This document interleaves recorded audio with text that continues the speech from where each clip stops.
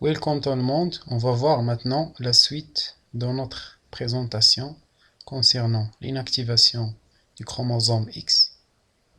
Et maintenant, on va voir l'inactivation du chromosome X chez la femme en pathologie. Donc, de nombreuses pathologies sont liées au chromosome X et on distingue les anomalies chromosomiques et les maladies génétiques. Les maladies génétiques, ce sont les hémophiles, myopathies de Dacquichan et des autres maladies récessives ou bien dominantes liées au sexe.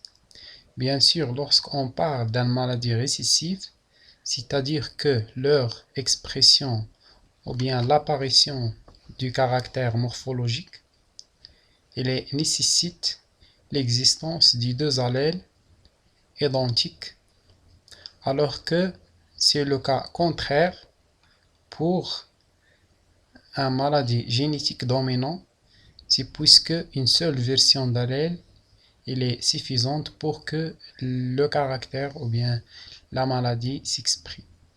Et pour les anomalies chromosomiques, ils sont soit des anomalies de nombre de chromosomes, c'est-à-dire que le karyotype de la cellule il est anormal, ou bien de structure au niveau des chromosomes.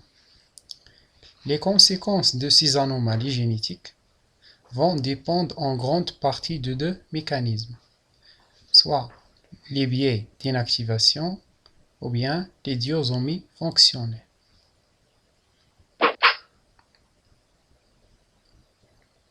Premièrement, on va traiter les anomalies qui sont en relation avec les biais d'inactivation.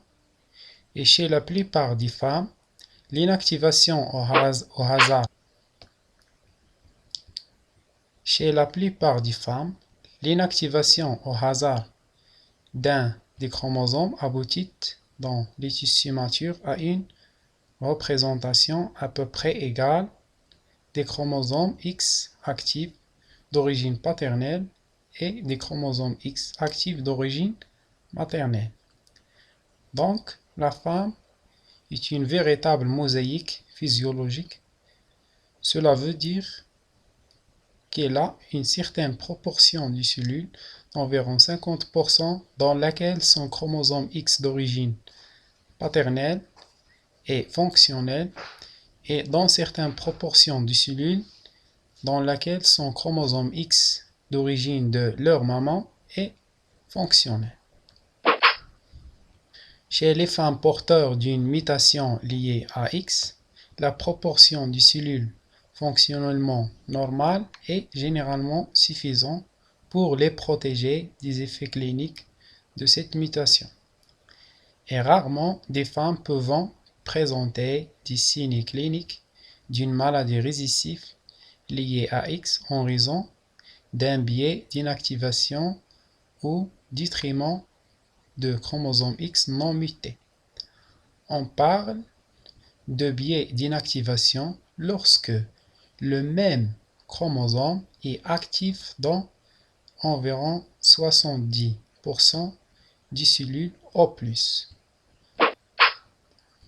Dans les anomalies chromosomiques de chromosomes X non équilibrés, on distingue soit les délétions, les duplications et la formation des anneaux. C'est pratiquement toujours le X anormal qui est inactivé, ce qui présente le meilleur équilibre pour la cellule.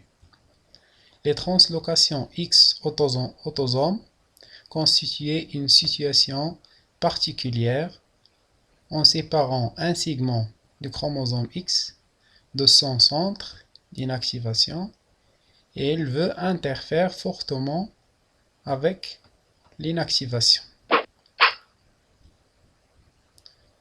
Donc, on a deux cas de figure, les translocations chromosome X et un chromosome autosome.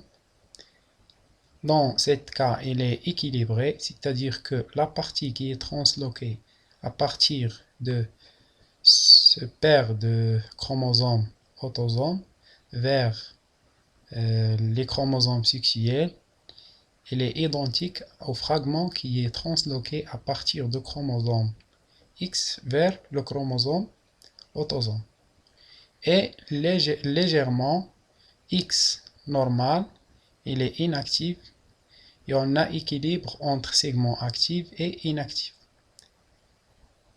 Le phénotype normal dysgénisé gonadique, c'est le point de cassure se situe en chromosome X dans la région critique.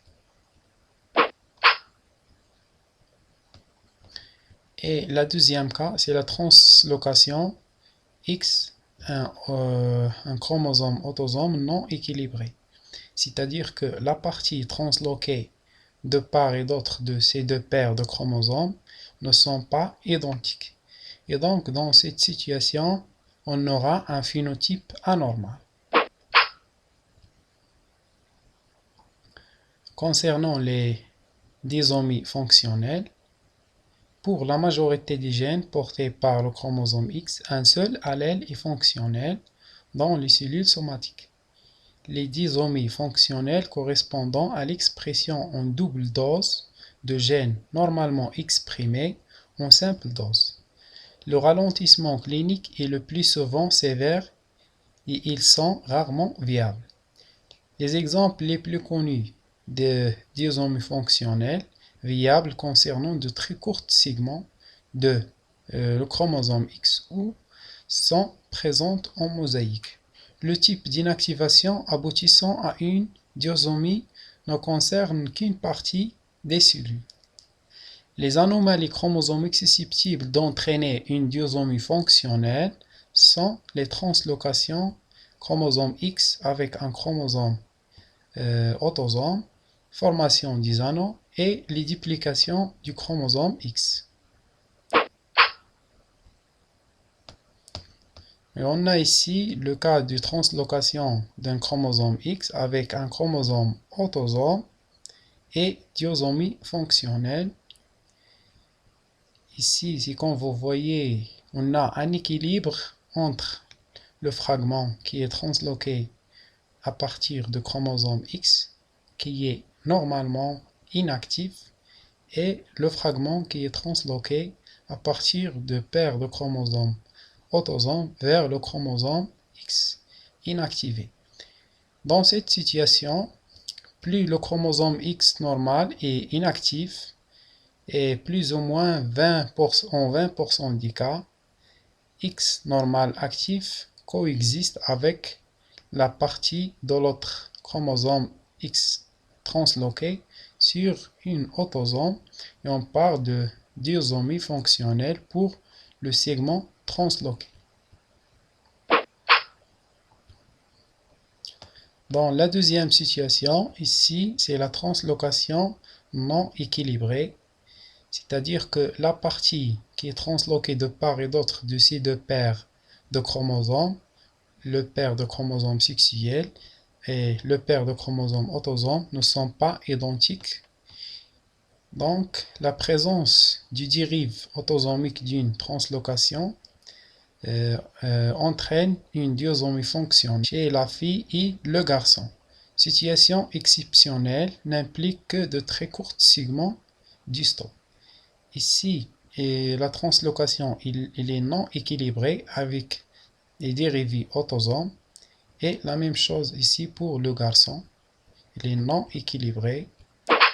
Comme une conclusion concernant cette partie de l'épigénétique, et plus précisément l'inactivation du chromosome X en physiologie normale et en physiopathologie, l'inactivation du chromosome X est un modèle fondamental pour l'étude de la régulation du gène. Il intervient de façon très importante dans le conseil génétique des maladies liées au sexe. L'inactivation au hasard protège les femmes de l'expression des maladies récessives, alors que l'inactivation préférentielle de X anormal peut protéger les femmes de l'expression des maladies dominantes, souvent létales chez le garçon. Ces biais d'inactivation peuvent constituer un moyen indirect d'identification des femmes porteuses d'une mutation concernant un caractère donné. Le conseil génétique dans les anomalies chromosomiques impliquant un X est complexe et doit tenir compte des types d'inactivation possibles chez les enfants de sexe féminin.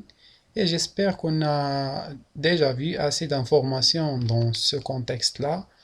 Merci, à bientôt.